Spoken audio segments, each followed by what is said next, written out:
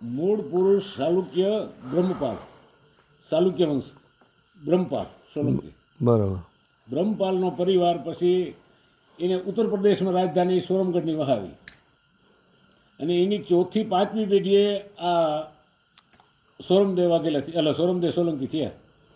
એના 3 દીકરા, 2 મોટા, અને આ ઝીણકાનો જન્મ થયો ને એટલે મૂળ નક્ષત્રમાં એનો જન્મ થયો. એટલે જોશીએ એમ કીધું કે ભાઈ બાપુ આનો જન્મ છે ને મૂળ નક્ષત્રમાં છે, આનું મોઢું તમે જુઓ તો 12 વર્ષ લગાણ તમે કાંઈ આંખે અંધાપો આવે ને અથવા તો તમારો મૃત્યુ થાય. એટલે સોરમદેવ કે આપણીને આવો સુકનિયાર બાળ ક્યાં જૈનમાં જાવ, એની માથે વસ્ત્ર પણ ન નાખતા અને એને જંગલમાં જઈને બહાર નાખો. એટલે સૈનિકો તો ચીઠીના ચાકર હોય, લઈને ભાગ્યા. ગંગા નદીના કાંઠે સોરમગઢ છે ઉત્તર પ્રદેશમાં, અને 2200 પાદરનો ધણી છે સોરમદેવ સોલંકી. એટલે કે ભાઈ જંગલમાં આને પશુ ખાઈ ગયા, વાઘ વરું ખાઈ જાય, આપણે શું કરે હત્યા કરવી જોઈએ બાળકને. એટલે ખાખરાનું કરમદીનું ઝાડ હતું ને, ખાખરાના પાનમાં વીંટીને મૂકી દીધું. માતાજી ધ્યાન રાખે આપણે શું કરે હત્યા કરવી જોઈએ બાળક. બરાબર. એટલે માતાજીએ વાઘઈનું રૂપ લઈ ધવરાયું છે ને મોટો કર્યો. 12 વર્ષ અને 31મે દિવસે સોરમદેવ સોલંકી શિકારે નીકળ્યા. શિકારે નીકળ્યા એટલે એને સૈનિકોએ કીધું બાપુ એ ખગડ વાઘનો બાળકનો છે. તો બાળકને ઉપાડી ગયો છે? તો કે ના, બાજુમાં છે, જો આ કેડીમાં દેખાય. તો આનો પીછો કરવો, આ કંઈ કૌતુક છે. એટલે પાછળ હાલ્યા જાય છે. માતાજી વાઘેનું રૂપ લઈને સૂતા હતા ખાખરા નીચે, અને વ્યાઘ્રદેવ સૂતા હતા.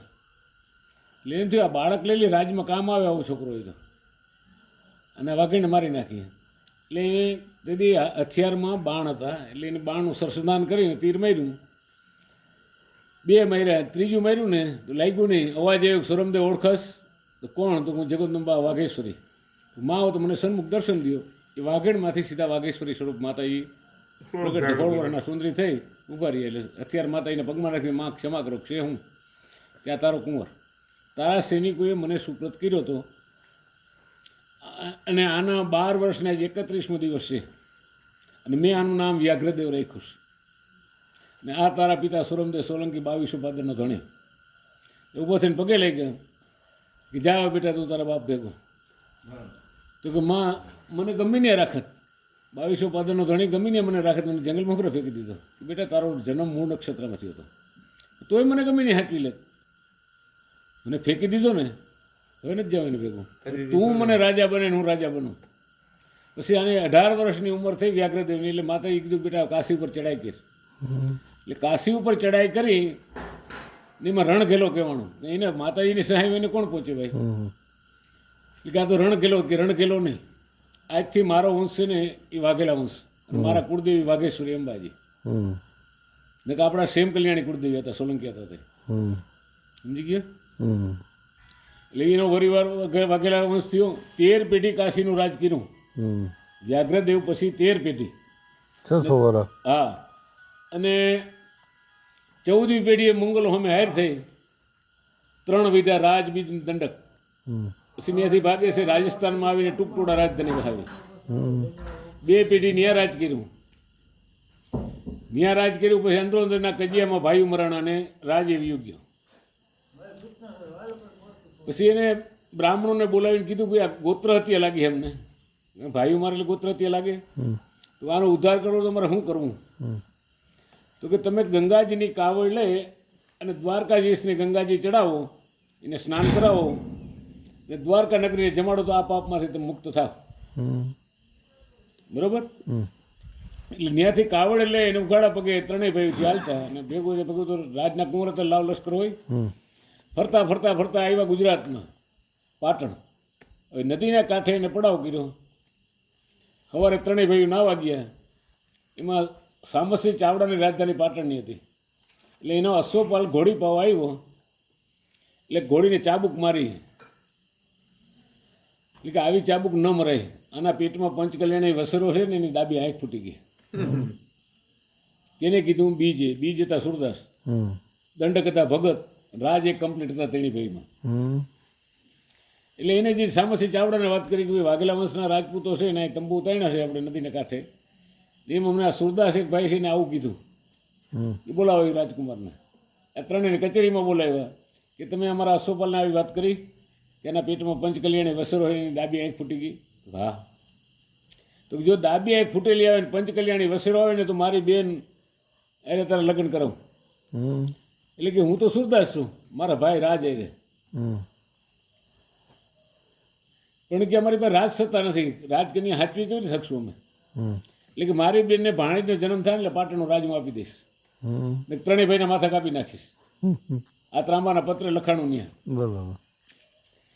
પછી ત્યાં રોકાણ પંચકલ્યાણી વસરો આવ્યો ને ડાબી આંખ ફૂટેલી આવી હમ એટલે રાજને લગ્ન કર્યા એની બેન આપ્યા. હમ પછી તો જમાઈ થયા એટલે રોકાણા એટલે મૂળરાજનો જન્મ થઈ ગયો.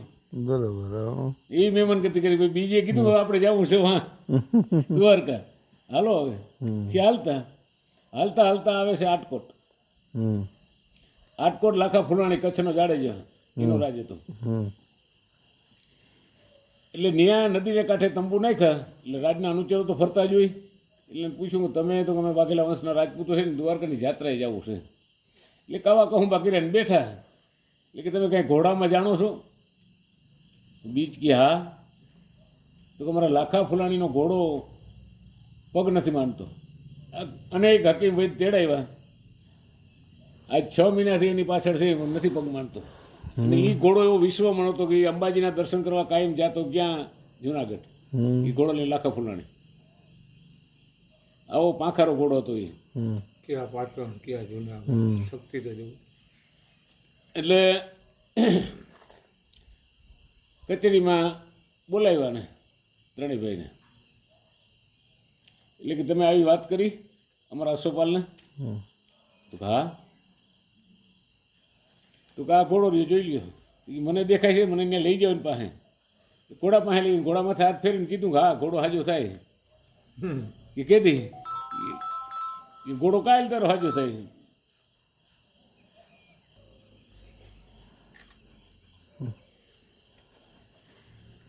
કાયલ તારો ઘોડો હાજો થઈ જાય. કે કાયલ જો મારો ઘોડો હાજો થાય તો મારી બેન સોનલબાને તમારે લગ્ન કરવું. મારી એ નહીં, મારા ભાઈ રાજ એ રહે. હમ સવારમાં કીધું કે યુદ્ધની તૈયારી કરો ને પૂંગિયા ને દુદુંગી વગાડો. એટલે મીંડા વાગવા. રાજને કીધું સડી ગયા ઘોડામાંથી. ઘોડો ઉપડી ગયો 4 પગે. ઘોડો પાછો ફેરવીને લીવા અને બધું બંધ કર્યું વાજિંત્ર. કે રાજ એ તો બરોબર, મારા બેન તો હું પીણાવીશ. બીજને કહે આ ઘોડો હાજો થયો એનું કારણ કેવી રીતે? કે ઘોડા રેખા કોઈ દી તમે?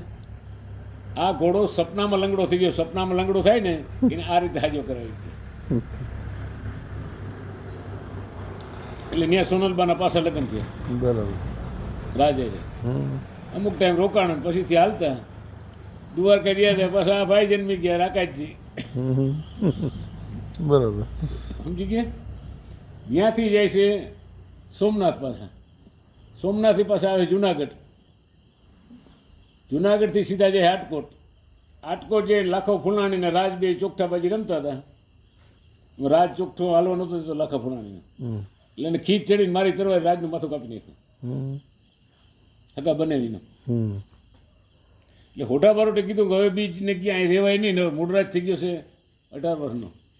આપણે જઈ સામસી પાસે રાજની માગણી કરીએ. એટલે સોનલબા અને રાકાજી બે અહીંયા રહ્યા, કારણ કે રાકાજી નાના હતા. હમ ત્યાં હાલતા ગયા પાટણ. પાટણ સામસ્ય સમજી ગયા કે આવી ગયા છે, રાજની માગણી કરવા જઈ હોય. એટલે જમવા બેઠા એટલે ઊંટિયું ઝેર નાખી દીધું એમાં.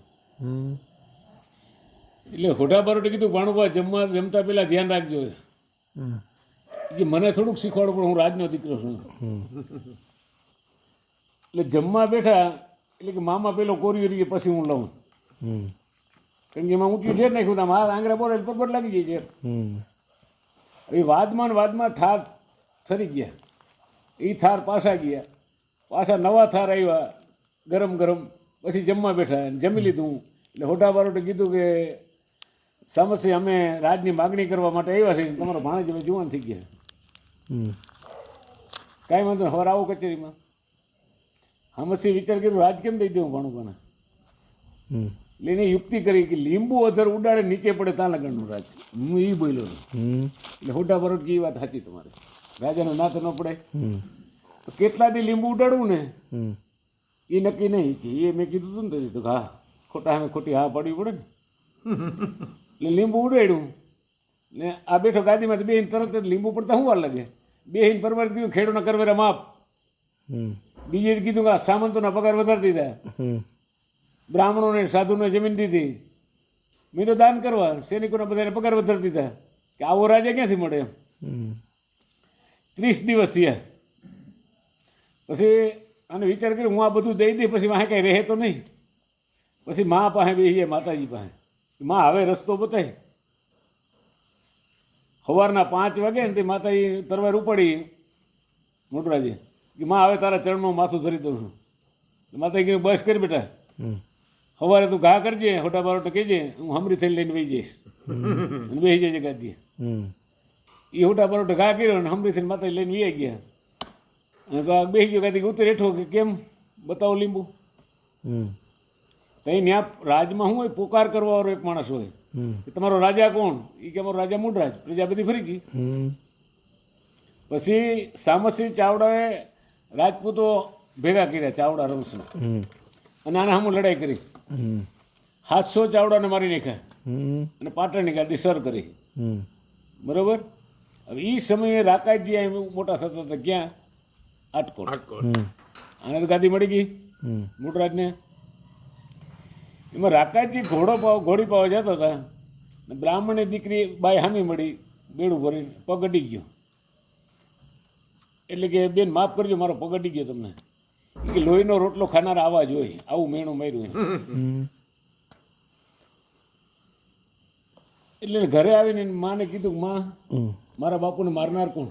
હમ. કેમ બેટા તે પૂછ્યું કે મને હવે જલ્દી તમે વાત કરો. હમ મેં કે આ માથું તમારા ચરણમાં આવશે, તલવાર કાઢી એને. કે બેટા એ તો તારા મામા અને તારા બાપુ બે ચોકઠાબાજી રમતા હતા, એ મામાના હાથે આવો બનાવ બની ગયો. હમ તો બ્રાહ્મણની બાઈ સાચી, મને કીધું કે લોહીનો રોટલો ખાનાર આવે તો મને લોહીનો રોટલો ખાવા અહીં મોટો કર્યો મને, મારા કુળમાં કોઈ નથી. હમ છે તારો ઓરમાન ભાઈ અટણ પાટણની ગાદી ઉપર મોટરાજ છે ને, તારા ઓરમાન ભાઈ છે. હમ છે. હમ રાતે જે અશ્વશાળામાં જાય અને ઘોડો છોડ્યો લાખા ફુલાણીનો ને ગયો પાટણ. પાટણ જઈને દરવાજો ખખડાવ્યો, દરવાજો ખોલો કે દરવાજો ન ખોલે, મોટરાજની મનાય છે. એને અવાજ જોરદાર માર્યો એટલે બીજ જાગી ગયા. બીજી કે દરવાજો ખોલી, મારા ભાઈનું લોહી છે. અવાજમાંથી ઓળખી ગયા. દરવાજો ખોલ્યા, મળ્યા, બેને પગે લઈ ગયા, બીજને દંડકને. ભાઈ ભાઈ દરબારગઢમાં બોલાવો. બે ભાઈ મળ્યા કે ભાઈ બાપને મારનાર મામો જીવે છે, તને ગાદી મળી ગઈ ભૂલી ગયો? હમ નથી ભૂલ્યો. તું ન્યા છો, મારે યુદ્ધ કેમ કરવું એમ? હમ તું કે આપણા કુળનો રિવાજ છે કે નમક હરામ ન થવાય એમ. હમ મેં મામાનું અનાજ ખાધું છે, મામાએ મને મોટો કર્યો છે, તારા સામો લડીશ અને મરીશ નહીં. હમ તો તું ચડાઈ કરીને મામાને મારીશ. એટલે કાંઈથી ત્રીજેથી મારું લશ્કર નહીં આવી જાય કે છે. અને રાત આવીને ઘોડો બાંધી દીધો પાછો. લાખો ફૂલાણી અશ્વશાળામાં જઈ સવારે ઘોડામાંથી હાથ ફેરવીને કાનમાં માંગણી કરીને આમ જોયું. અશ્વપાલને પૂછ્યું કે આના કાનમાં 5 ચાળની ધૂળ છે, કોણ લઈ ગયું ઘોડો? ભાણુભા લઈ ગયા હતા. સમજી ગયો કે આ ભાણુભા તો બે ભાઈ મળી લીધું. યુદ્ધની તૈયારી કરો. પણ કાંઈ છે નહીં ને આપણે શું છે ને યુદ્ધની તૈયારી કરી? કે હું કહું ને તમે યુદ્ધની તૈયારી કરો. કેવા બુદ્ધિશાળી રાજા હતા એમ. હમ એટલે યુદ્ધની તૈયારી કરી. મોટરાજ આવી ગયો અને લડાઈ થઈ. રાકાયતજી અને લાખો ફુલાણીની મરણ. પછી આટકોટમાં આપણે ગાદી ન થાપી અને સરદારમાં સરદારસિંહ બાપુના નામ ઉપરથી ગાદી થાપી. સમજી ગયો? હમ